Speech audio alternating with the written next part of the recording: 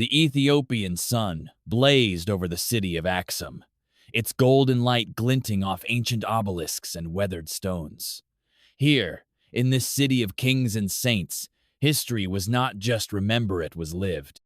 Every corner, every shadow, seemed to whisper stories from a time when legends walked the earth. But among all the tales that clung to Axum stones, one question echoed louder than the rest.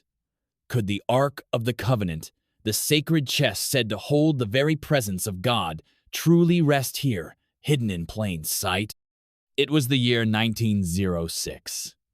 The air in Axum was thick with reverence, as if the city itself was holding its breath. Within the quiet courtyard of the Church of Our Lady Mary of Zion, Father Michael moved slowly, his steps careful and measured. He was an old man, his back bent by age and by the invisible weight of his duty. For Father Michael was not just a monk, was a guardian, one of the chosen few entrusted with Ethiopia's most sacred secret. The story he carried began long before his own lifetime, in the distant courts of ancient Jerusalem. There, the Queen of Sheba of Ethiopia had traveled to meet King Solomon, drawn by tales of his wisdom and power. Their meeting was more than a diplomatic exchange. It was the beginning of a bond that would change the course of history. From their union came a son, Menelik I, who would become the founder of Ethiopia's royal dynasty. Years later, Menelik journeyed to Jerusalem to meet his father.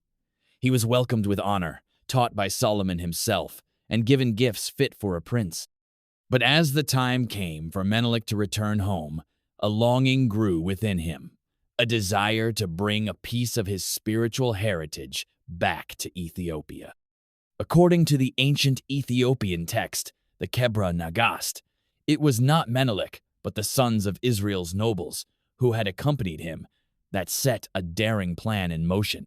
Unwilling to leave the Ark of the Covenant behind, they secretly replaced it with a replica and carried the true Ark out of Jerusalem under the cover of night.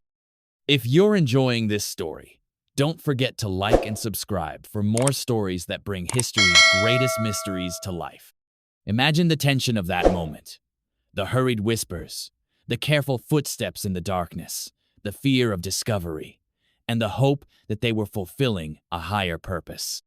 Their journey was long and dangerous, crossing deserts and mountains, but legend says the Ark itself protected them, guiding them safely to Ethiopia. When they finally reached Axum, a new sanctuary was built, a replica of Solomon's temple, where the Ark could rest in holiness. From that day, Ethiopia became a new Zion, a land chosen to guard the most sacred relic of the ancient world. For centuries, the Ark's presence shaped the destiny of Ethiopia. Emperors claimed descent from Menelik, their right to rule confirmed by the Ark's silent witness. But peace did not last forever.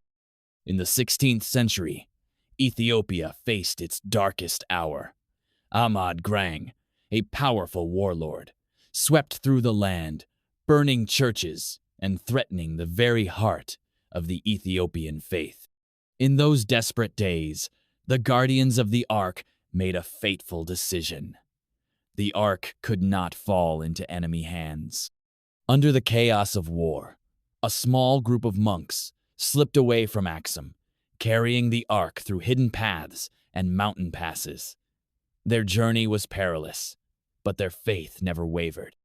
Some say the Ark protected them, that enemies were turned away, the sick were healed, and the earth itself trembled when danger drew near. The Ark's new hiding place became a closely guarded secret, known only to the highest clergy and a chosen line of guardians.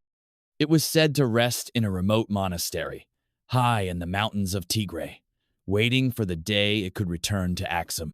That day came in the late 80s, when Emperor Johannes IV dreamed of restoring Ethiopia's glory. He longed to bring the Ark back to its rightful home. After years of searching, the secret was revealed, and a grand procession began. The Ark, veiled and surrounded by chanting priests, returned to Axum. As it entered the city, A deep calm settled over the people. Many felt a joy and awe they could not explain. The Ark was home again. Now, in 1906, Father Michael lived his life within the chapel of the tablet, never leaving its sacred walls. He was the latest in a long line of guardians, his days shaped by prayer, fasting, and the quiet rituals of devotion. He knew the world outside was full of doubt and skepticism. Western scholars and explorers came, hoping to see the Ark, to prove or disprove the legend. But the guardians never wavered. The Ark, they said, was not for human eyes. Only the chosen guardian could enter its chamber, and even he would never look directly upon it. Father Michael remembered the day he was chosen. The fear and honor mingled in his heart, the days of preparation, the solemn anointing. When he first entered the dim chamber, he felt a presence warm, powerful, and ancient. He never saw the Ark itself, but he felt its reality, a connection to something far greater than himself. For outsiders, the story was hard to accept.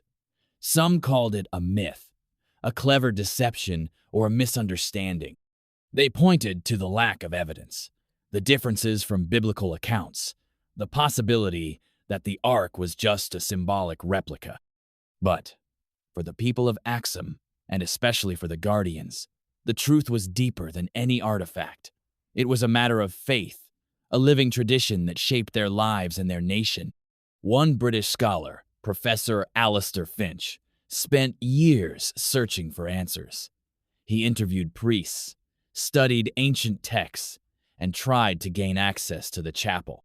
He arrived as a skeptic, but the faith he encountered began to change him. On his last visit, sitting with a young deacon, he heard words that stayed with him forever.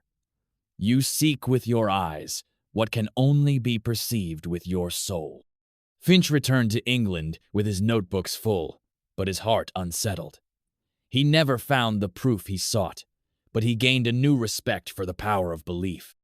In his later writings, he admitted that whether or not the physical Ark rested in Axum, its spirit lived on in the hearts of the Ethiopian people. And so, the mystery endures. The world continues to wonder, to search, to debate. But in Axum, the Guardians remain steadfast. Father Michael, and those who came before and after him, carry their sacred burden with quiet dignity. The Ark of the Covenant, Ethiopia's greatest secret, remains hidden, not lost, but protected in the heart of Africa. And for those who listen to the whispers of history, the legend lives on, inviting us all to wonder, what if the greatest mystery of all time is not gone, but waiting, just beyond the reach of our understanding? If you enjoyed this journey into the heart of Ethiopia's greatest legend, don't forget to subscribe, like, and share. Join us next time as we uncover more secrets from the past, stories that still shape our world today.